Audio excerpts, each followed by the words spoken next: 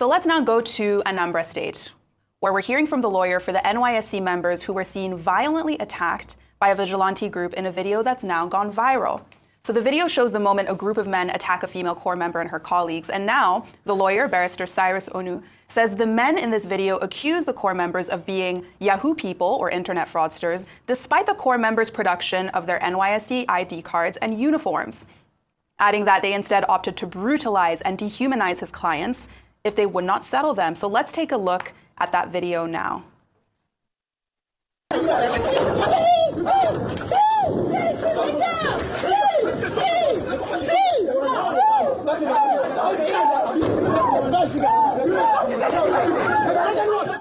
So the Anambra state government says they have identified, arrested, and detained the members of the vigilante group, but the state government's account of these events was slightly different. Instead, they said that this vigilante group barged into this compound thinking they were pursuing criminals.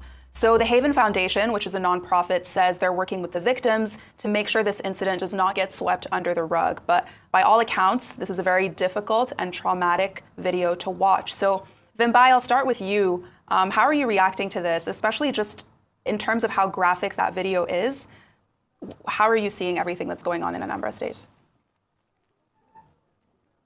Annie, this is so inhumane, and I think the most painful part of it is that it's not peculiar to Anambra State. We remember just a few months ago, we were dealing with the issue of the vigilantes who had killed a number of travelers who were, reported to be hunters or so forth in Edo State.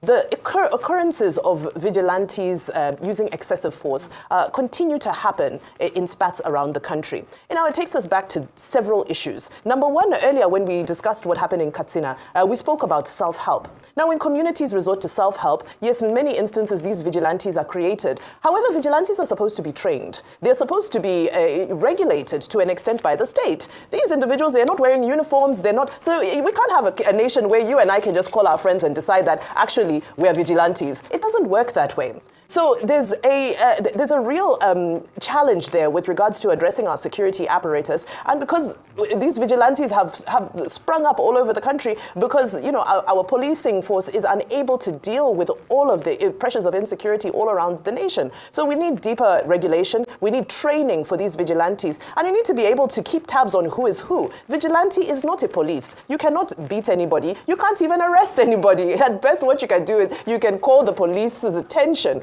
to the issue at hand. But again, this is what happens when there's institutional failure, is that you see self-help, which is very unfortunate. I have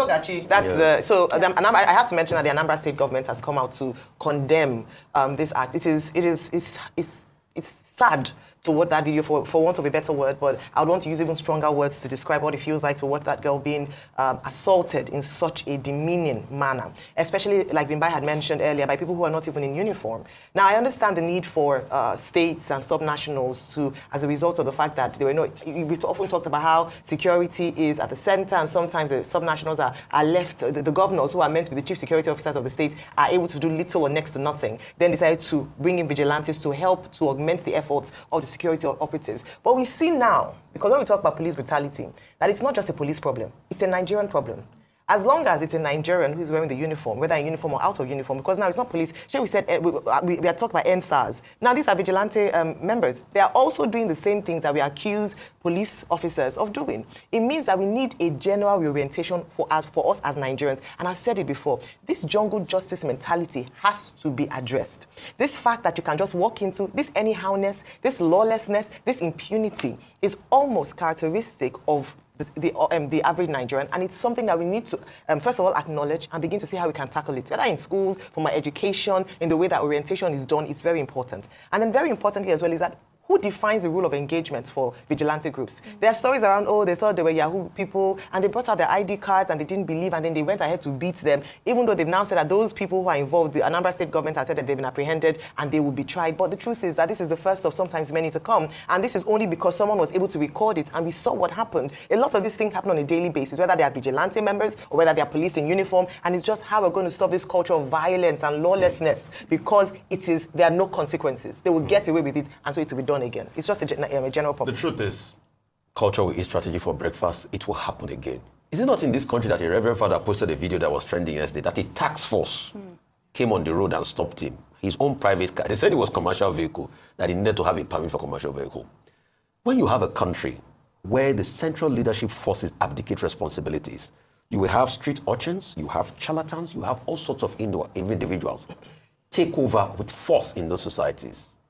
Nigeria is one of those countries where you have illegal people collecting taxes in the marketplace. Yeah. It's one of those countries that you have illegal people collecting taxes from bus drivers and bus operators. So it's a culture.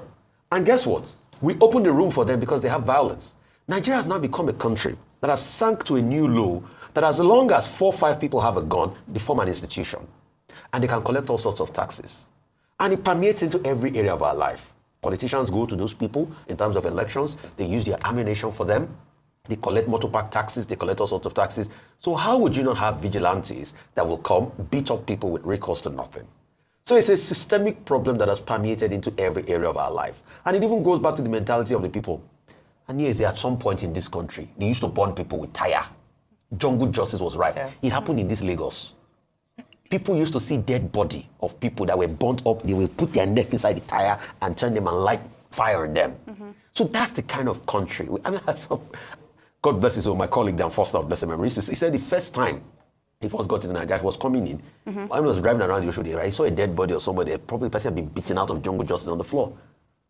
So that's what Nigeria is. Like you said, reorientation, number one. Number two, the full wrath of the law must take effect. But you'll be surprised that some in high places will still shield these vigilante people because they are using them. Right. Who gave them the right to carry those guns in the first place? Mm-hmm. And, as we've all been talking about the security challenges